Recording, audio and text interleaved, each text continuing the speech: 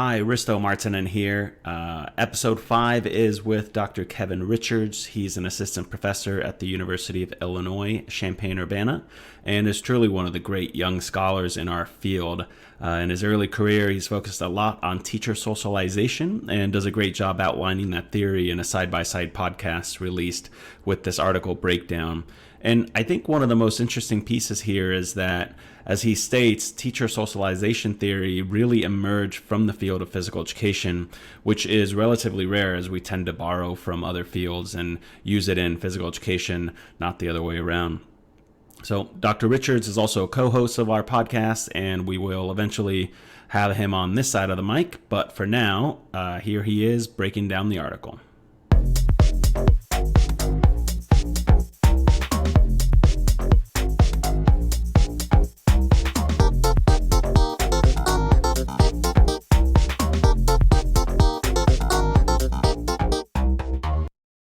We're here with Dr. Kevin Richards from the University of Illinois Champaign-Urbana. We'll be discussing his 2018 article titled Physical Education Teachers' Perceptions of Perceived Mattering and Marginalization. This was published in Physical Education and Sport Pedagogy. Thank you so much for joining us to talk about your article. Thank you so much, Risto. I'm happy to be here and appreciate the opportunity to talk about this article that has really ended up being kind of the culmination of a series of studies that I've done with a couple of my colleagues and has really been a passion of mine over the last several years, looking at teachers' marginalization and perceived mattering. In this particular study, I also want to acknowledge my co-authors, Karen Lux Gaudreault, Jenna Starck, and Amelia Mays Woods, and they've been collaborators with me for several years and have worked on several of the projects that have also led up to this study. Great. So can you start off and just give us a brief definition of the two terms you talk about in this paper, perceived mattering and marginalization, and what that looks like in PE? Yeah, absolutely. So I'll start with marginalization because I think that that's a helpful reference point. So marginalization is basically feeling as if you are not important or that physical education is not important, so to the overall mission of schooling. And this kind of has its roots in a mental physical labor divide that we see in schools, or blue collar, white collar labor divide, where school subjects that are traditionally associated with more cognitive or quote unquote academic work are given higher status in schools. And those are things like math and English or language arts and science traditionally within the United States. In those subjects are not only given more informal status, but if you look at policy in the United States, especially leading up through No Child Left Behind, they were given a formal status where schools were only able to use monies to support subjects that were part of what were called at that point the academic core.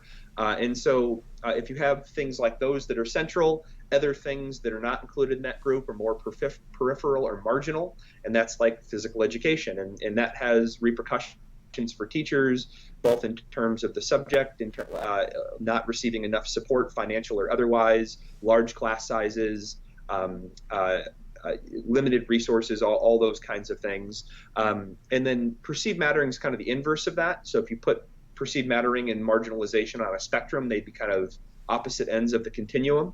And so perceived mattering is more of this belief that I am important, that what I teach is important, other people recognize my importance. And in physical education, at least, my colleagues and I have differentiated between perceived mattering of the teacher and perceived mattering of the subject. And that's because we've seen that teachers could perceive that they matter. So I matter to people around me, perhaps because I'm really good at classroom management, or people like me in the school, or I also coach extracurricular sport and they value me for that. But they still don't value the discipline of physical education. So I as a teacher matter, but the discipline of physical education may not. Great. So can you give a little bit of a background of the research preceding this article? And we'd like to also note that there is a supplemental podcast on the teacher socialization theory that you that you did, and we'll launch at the same time. But just overall, kind of give us an overview what we know about marginalization in PE and how researchers like you have started to look at how teachers derive meaning from their work. Yeah, absolutely. So perceived mattering is actually a construct that we borrowed from the school counseling literature, and I really got to give credit to my colleague Karen Lux Gaudreault. This was really her bag. She came to me one day and we just started talking, and she said, "Hey, I found this literature on perceived mattering. Have you looked at that? Do you want to maybe study it?" And what really drew us to it was that marginalization is kind of this negative construct. So it's like stress or burnout in that sense. So it's a bad thing. We don't want people to be marginalized. But there's this movement in psychology and sociology to look more toward positive psychological variables. So things like perceived mattering or resilience, where we're looking to see how we can build or foster these good things rather than only trying to limit or get rid of these bad things. So Karen and I got together along with Amy Woods and developed an instrument to measure physical education teachers' perceived mattering, borrowing from an instrument that had been previously published, and that was a psychometric quantitatively driven instrument where we had a series of items that measured teacher matters and PE matters. And then we launched a large scale survey where we, I think, had several hundred respondents who gave us answers to questions about perceived mattering and marginalization, as well as other social psychological constructs. And then from there, we analyze that data, but my work over the years has been very much mixed methods, and my colleagues are open to mixed methods as well. And so we kind of got this one picture of how PE teachers deal with perceived mattering and marginalization through the survey and the quantitative analyses that followed, but we wanted to actually talk to people and learn about their experiences and see how this plays out in practice.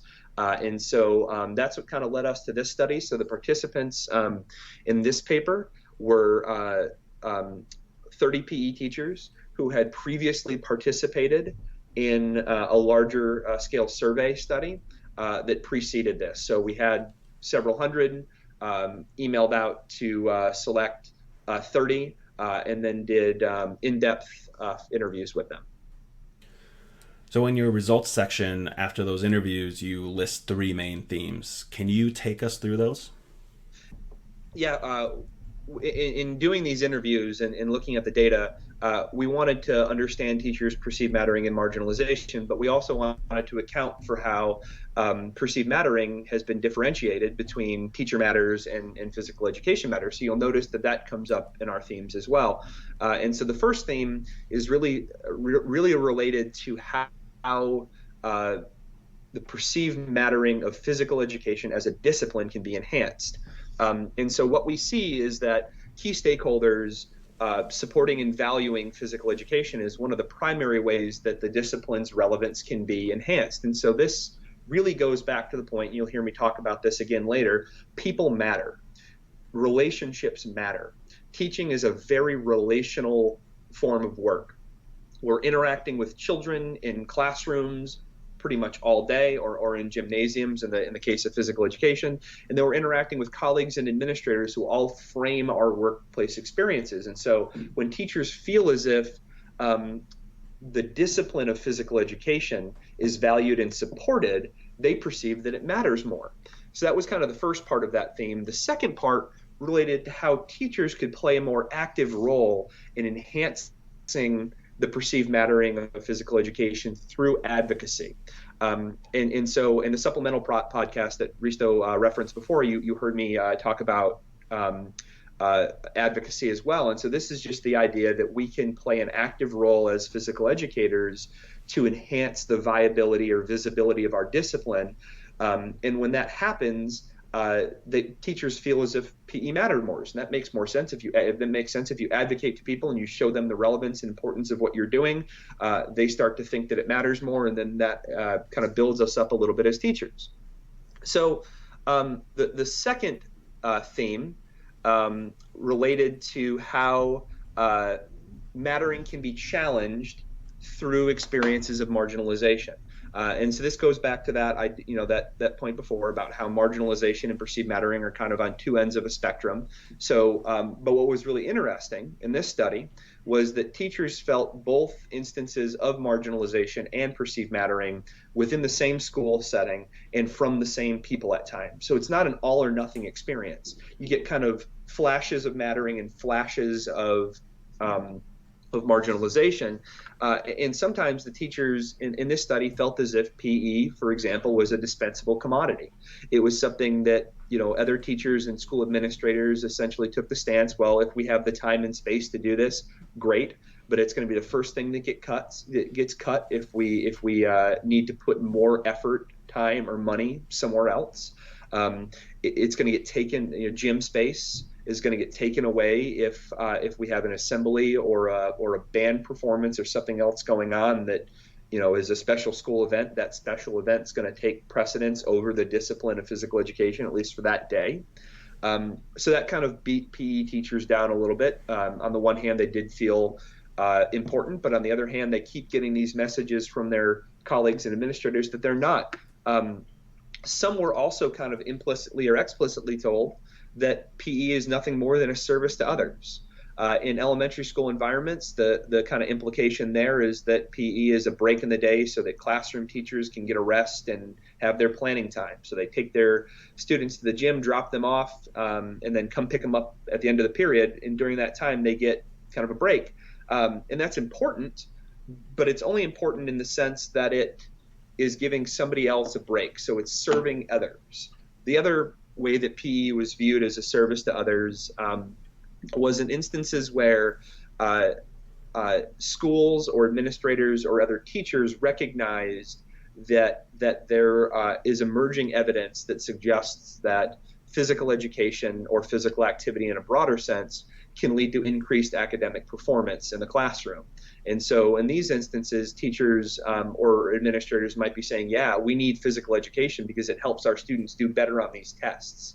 So in that case, PE is not important for its own sense in its own right. It's important because it helps with this other thing. The third theme is where we kind of get the mattering of the person or the teacher coming in, as well as how the person can kind of feel marginalized and pressured to conform. And that's teachers matter to those around them, but are challenged by custodial colleagues. So the first part of that relates to how teachers feel as if they matter more when their teaching practices are validated. When they're told that they're doing a good job or they receive an award for their teaching, that validates them, that makes them feel better. They also feel as if they're making a difference working with kids. And in a lot of the research that I've done and that other people have done, children or students are a huge difference maker. That's why we do what we do. We stay in the field for as long as we do, working under sometimes difficult conditions because the children make it worthwhile. And that came through in this study. Teachers felt as they mattered because the children told them they mattered. And then finally, the last part of this theme related to how working with custodial colleagues sometimes led to pressure to conform. Again, referring back to that supplemental podcast that Risto mentioned, I talked about how in school environments sometimes teachers who have more power because they've been around longer, they have greater seniority, can kind of direct the structure and pressure other teachers to kind of do what they want them to do.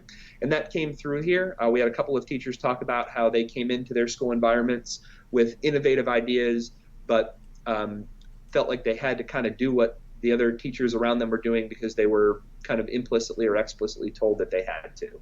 And that has real implications for the development and perpetuation of best practices.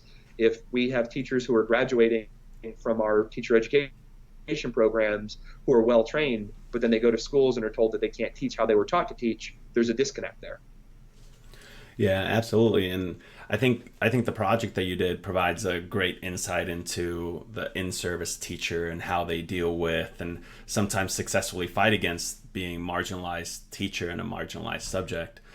Do you have any ways to highlight how they did that and what others could do to kind of change the narrative here?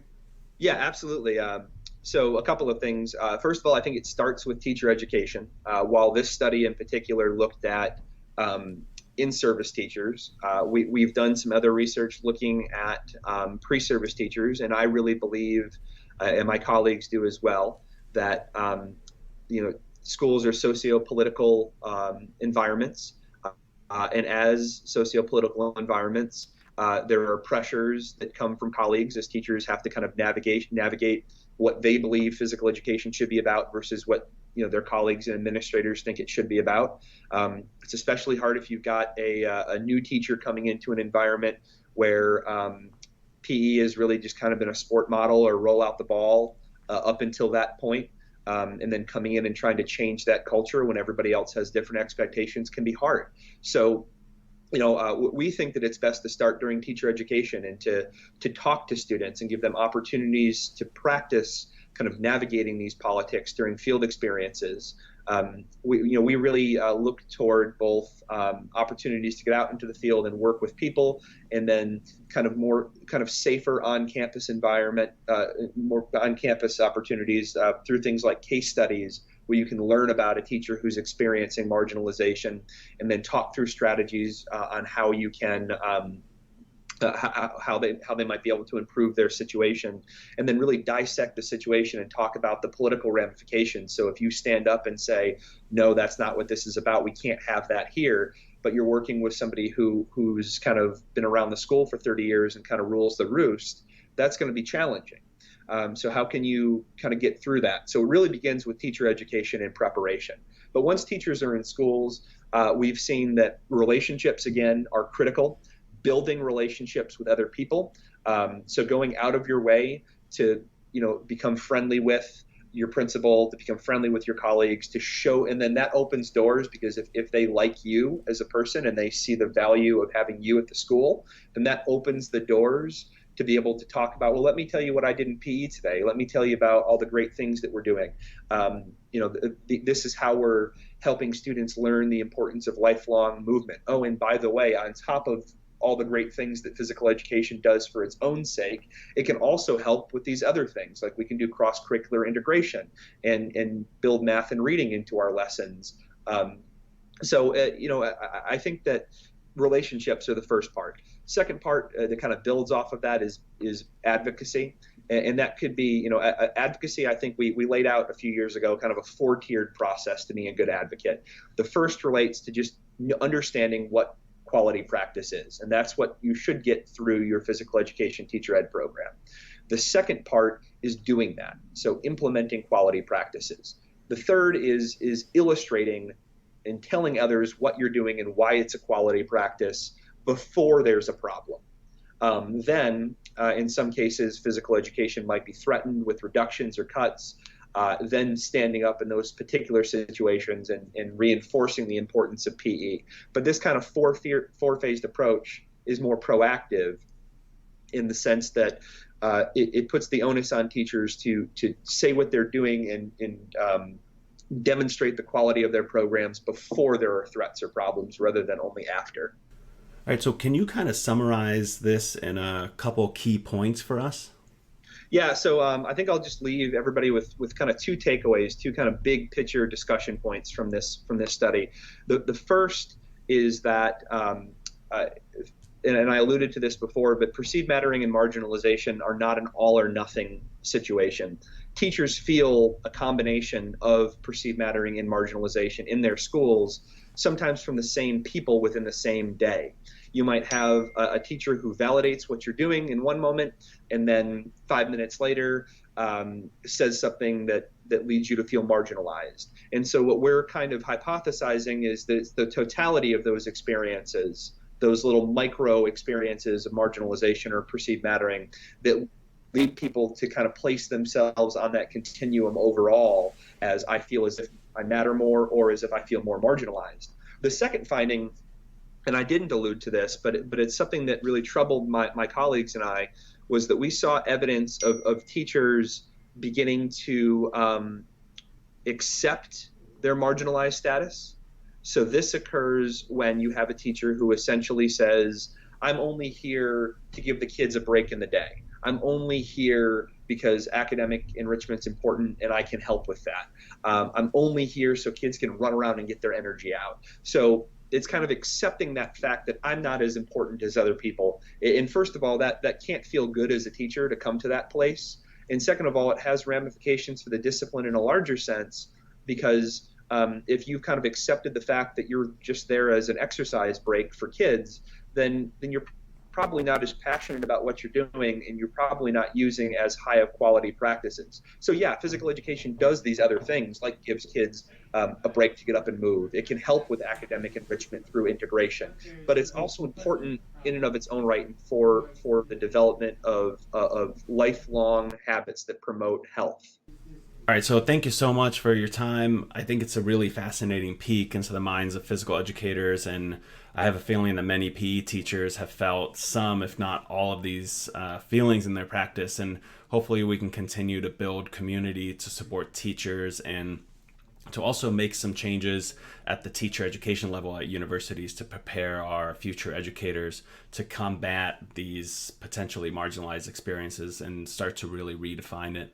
And so for those of you who want to read the full article by Dr. Richards and his co-authors, you can check out the full citation in the comments sections below. Thanks again, Dr. Richards, for joining us today. Yeah, thank you. All right, so that's all we have for you on this one. Thanks for listening.